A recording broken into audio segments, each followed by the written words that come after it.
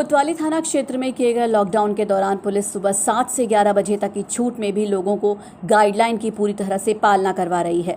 जो भी गाइडलाइन के नियमों का उल्लंघन कर रहा है उसके खिलाफ पुलिस सख्ती से कार्रवाई कर रही है। निगरानी के साथ साथ पुलिस ने ड्रोन कैमरे का इस्तेमाल भी शुरू किया है। ये ड्रोन कैमरा कंपनी बाग में अतिरिक्त पुलिस अधीक्षक शिवलाल बैरवा और कोतवाल की मौजूदगी में उड़ाया गया। कार्यवाहक शहर कोतवाल रघुवीर शरण भी खुद कंपनी बाग में इसकी निगरानी करते नजर आए। ये ड्रोन कैमरा कोतवाली थाना क्षेत्र में 7 से 11 बजे के बीच घरों से निकलने वाले लोगों पर निगरानी रख रहा है।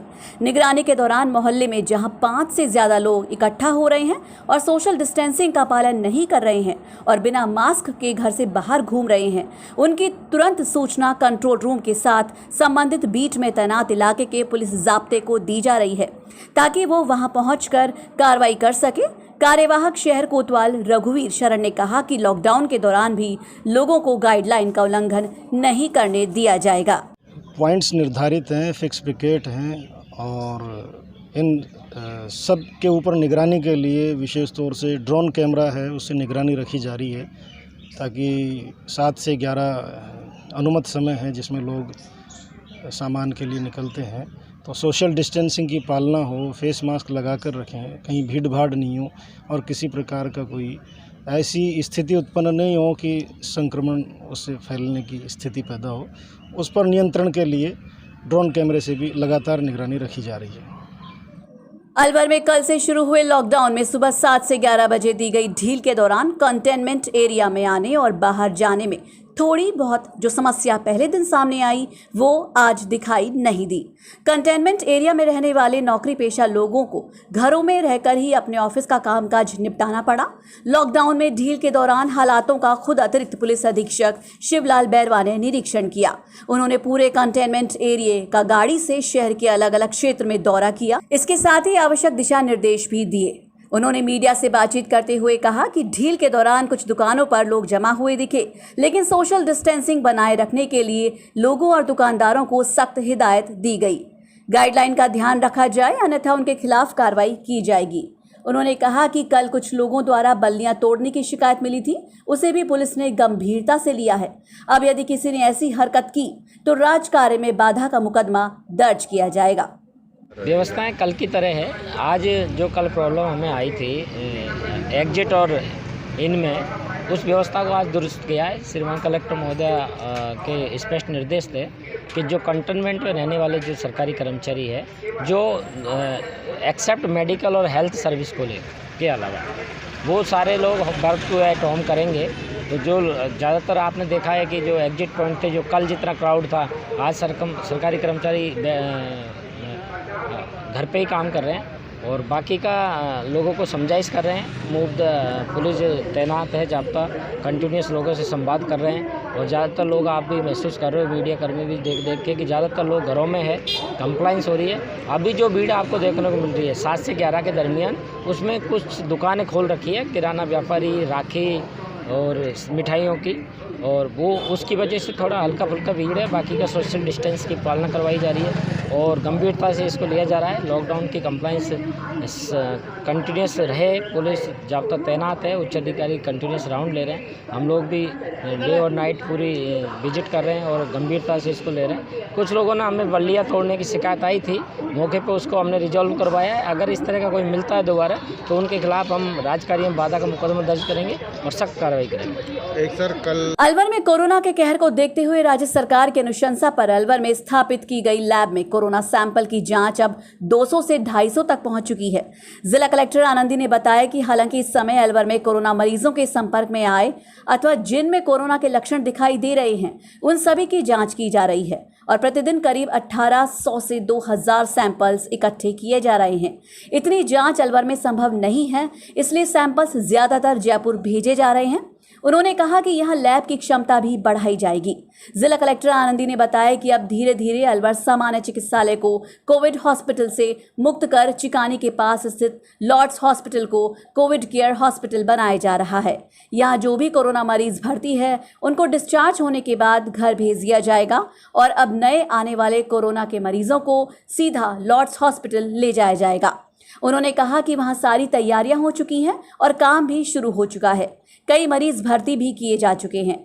उन्होंने कहा कि लॉर्ड्स हॉस्पिटल की क्षमता करीब 200 बेड्स की है और वो फिलहाल मिलने वाले गंभीर रोगियों के लिए पर्याप्त है।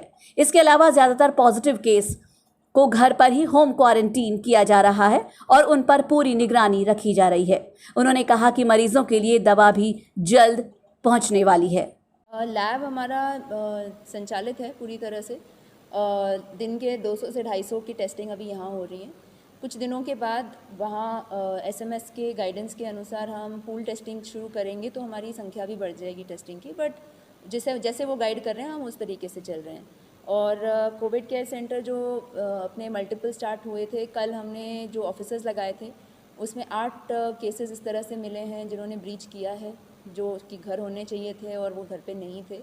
उन सबको चालान काटा है, उनको वार्निंग दी है। और अगर वो दोबारा ऐसे करेंगे, दोबारा करने वाले भी 2 लोग अपने को मिले, उनको आज कोविड केयर सेंटर हम शिफ्ट कर रहे हैं कि आपको घर पे रहना अब अनुमति नहीं है क्योंकि आप बार बार ब्रीच कर रहे हो। उसके अलावा लॉर्ड अस्पताल हमारी शुरू हो चुकी है। तो जैसा कि हमारा इनिशियल प्लान था कि हम डिस्ट्रिक्ट हॉस्पिटल को पूरी तरह से नॉन कोविड कर देंगे।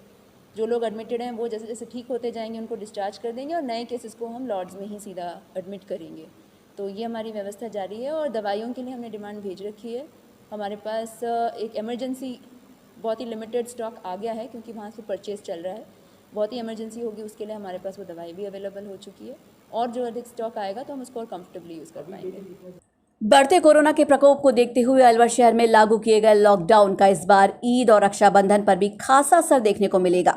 अतिरिक्त पुलिस अधीक्षक शिवलाल बैरवा ने कहा कि जब मानव पर संकट हो तो त्योहारों के तरीके भी बदल जाते हैं। उन्होंने कहा ईद पर लोग नमाज करेंगे लेकिन गाइडलाइन का पूरा ध्यान रखा जाएगा और लोगों को एक जगह एकत्रित नहीं होने दिया जाएगा। लोग खुद भी नहीं चाहते कि गाइडलाइन का उल्लंघन हो और वो इस मामले में प्रशासन के साथ पूरी तरह हैं। ईद के बाद राखी का त्योहार भी आ रहा है।